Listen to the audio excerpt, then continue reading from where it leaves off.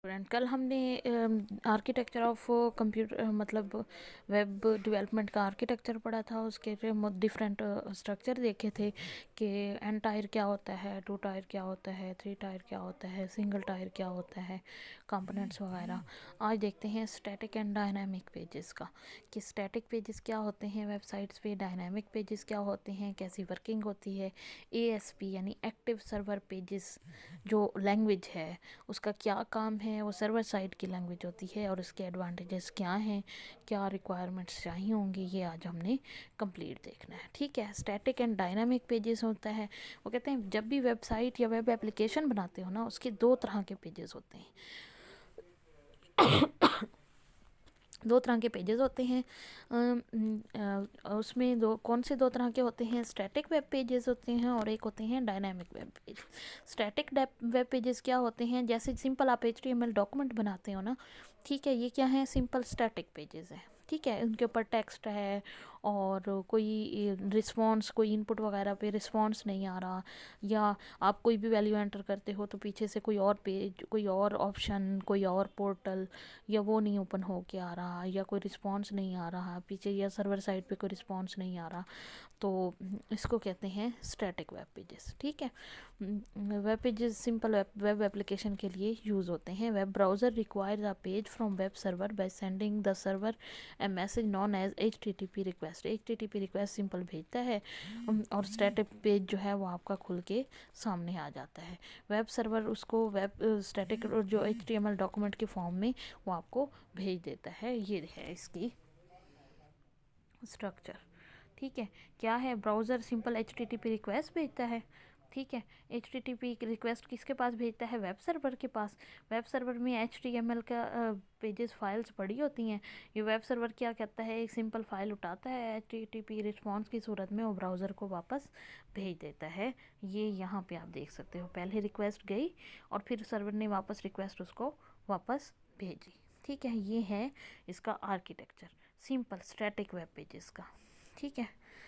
यानी पीछे से भी HTML की सिंपल फाइल्स पड़ी होती हैं, कोई प्रोसेसिंग नहीं हो रही होती, कोई रिस्पॉन्स सिस्टम नहीं होता। डायनेमिक पेजेस क्या हैं? डायनेमिक पेजेस डॉक्यूमेंटेड हैं जो कि वेब एप्लीकेशन डिवेल्प करती है।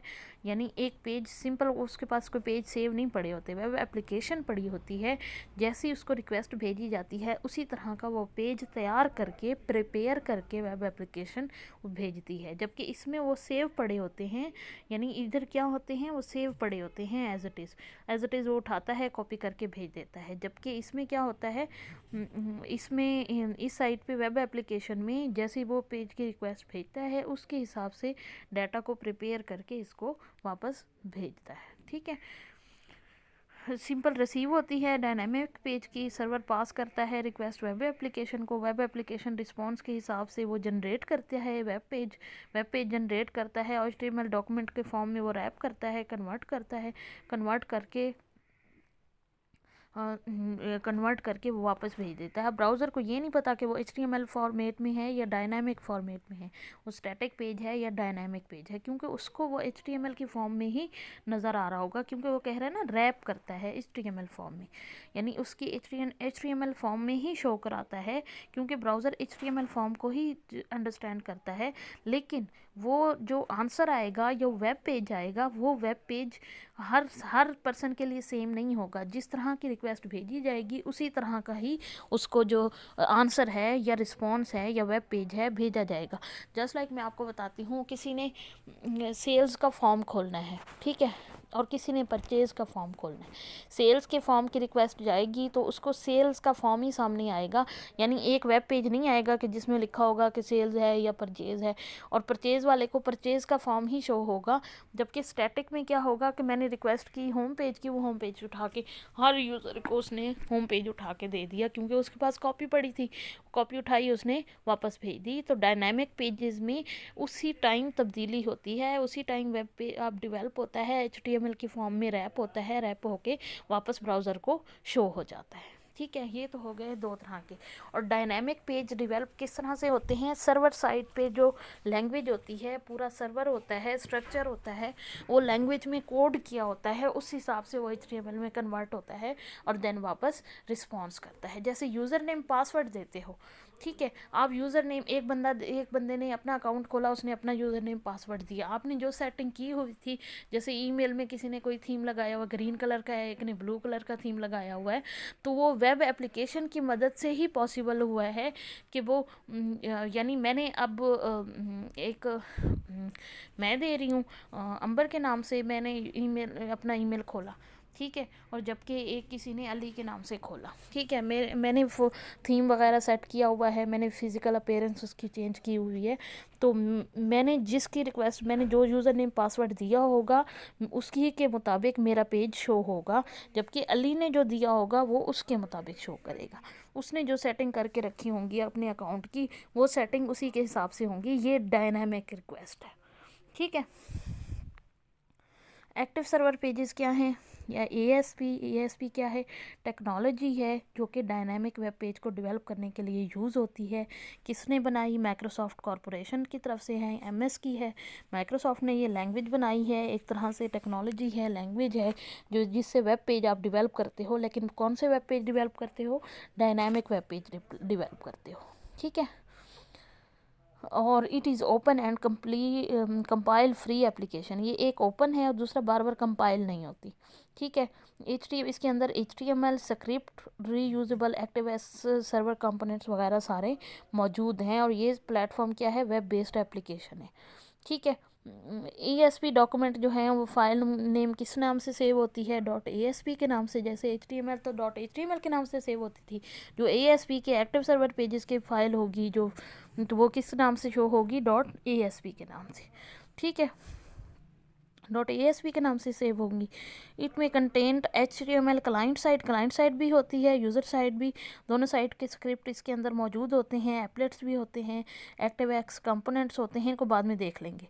और ये किस तरह से इसका कोड लिखा जाता है? इसका ओपनिंग टैग, इसके भी टैग होते हैं।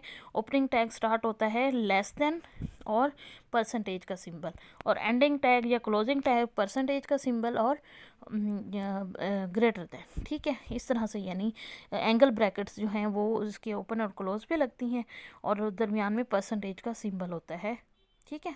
समझ आ गई? तो कोड जितना भी लिखेंगे वो इस फॉर्म में शो होगा और वेब ब्राउज़र पे उसकी अप्लाई किया जाएगा। लेकिन उससे पहले आपको कुछ चीज़ों को इंस्टॉल करना पड़ेगा, ठीक है। द यूज़र, अब ये स्टेप्स इन्वॉल्व होंगे। User type an address in address bar and click का link the request for a file send to client and to the server computer. Server finds the file, यानी पहले request भेजेगा, वो server के पास जाएगी, server उस file को ढूंढेगा, ढूंढ के वो HTML के कोड की फॉर्म में क्लाइंट को भेजेगा, और फिर वो मुझे उसका कोड जो है वो नज़र आएगा। HTML फाइल में also contain server side script. Server scripts are special command in web pages that are processed on the server. कुछ स्पेशल सर्वर साइड की कमांड्स होती हैं, वो भी आप इसमें लिख सकते हो। एडवांटेजेस क्या हैं? डायनामिक कंटेंट डेवलप करने के लिए यूज़ होती है। प्लेटफॉर्म इंडिपेंडेंट है, किसी प्लेटफॉर्म की खास की ज़रूरत नहीं पड़ती। सिक्योर लैंग्वेज है, ठीक है। तो और ASP की रिक्वायरमेंट्स क्या हैं? इंटरनेट एक्सप्लोरर या ब्राउज़र और इंटरनेट एक्सप्लोरर पे चलती है।